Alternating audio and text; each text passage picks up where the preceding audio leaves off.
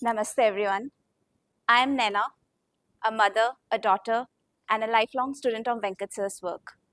Today, I'm here to share a story, my story, and this is on Let Go of Control. There have been many scenarios in my life where I have exercised excessive control and I was not aware of it.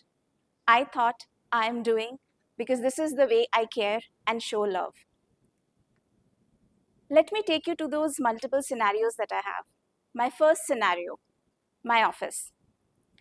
And also, I want to share the kind of leader that I have been. I have always been very performance driven, very action oriented, and have never missed deadlines. I have pushed my teams to achieve the maximum and for them to get awards for all the events that we ever had. And this was only possible because my team was highly performance driven. Now, we got multiple global recognitions, and this gave us many other projects as well, and this led to tighter timelines. With these tighter timelines, I started working crazy hours. I started pushing my team, and I would not take no for an answer because we had to meet those deadlines. So it became very mechanical. Our meetings became very mechanical, and I thought I was doing my best. I would always back up my team.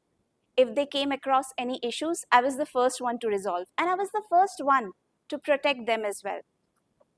But somehow the spark went missing, and I did not realize because, like I shared, we were meeting the deadliest timelines, so as to say. One day, my boss said, before giving us a new assignment, that your team is not comfortable working with you. Would you know why? I said, no. I thought everyone got global recognition, so they would be happy working with me. He said, I thought they love working with you and you have amazing relationship with them. But do you know that they are scared of you? I was taken aback. That word, scared of me, hit me very hard. It hit me like a stone. And I felt what's going wrong. My boss said that maybe it's okay that they are being scared of you. Nothing changed, it continued as is. Let me pause here and take you to the second scenario. This is on my family, my son, who is 17-year-old.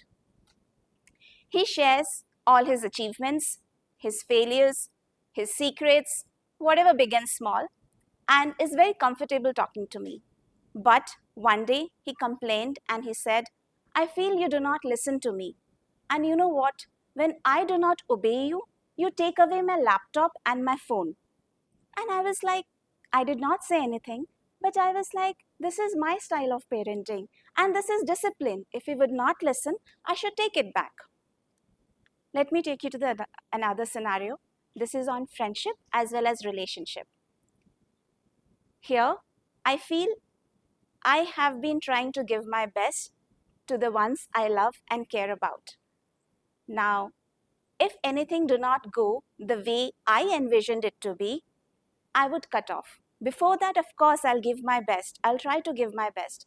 But I always thought I'm very vulnerable. And to protect myself from getting hurt, I will just cut off. These patterns continued. The scenarios that I have shared, they would come back again and again. And I would always wonder, why does this happen to me? Until one day when things changed.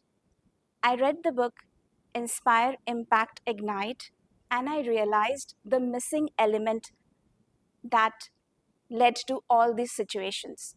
It was the human connection. And this book made me realize that leadership is not a title, it's the story you live in.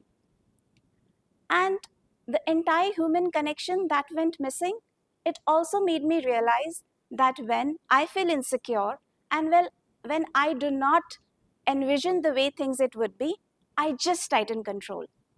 I think it was clarity. I would ask for more questions, or I would just try and create more pressure.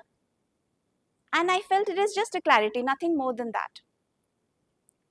All of these situations, and of course, there were other workshops as well based on the book Inspire, Impact, Ignite, which made me realize that what I'm doing is just authority. People are following me or listening to my details because I'm in a position of authority and they are just complying, but there is no heart into it.